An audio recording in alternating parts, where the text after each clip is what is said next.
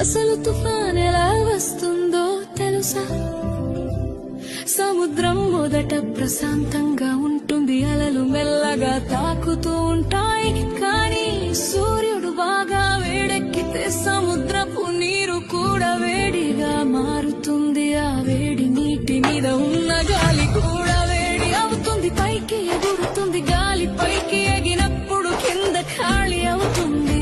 అప్పుడు చుట్టుపక్కల చల్లని గాలి ఖాళీ నింపడానికి వస్తుంది. ఇలా గాలి ఎగరడం దిగడం మొదలవుతుంది. అలా తిరుగుతూ తిరుగుతూ ఒక పెద్ద చక్రంలా మారుతుంది. మొదట్లో అది సాధారణ మేఘంలా ఉంటుంది, కానీ కాసేపటికే ఆ మేఘం చీకటిగా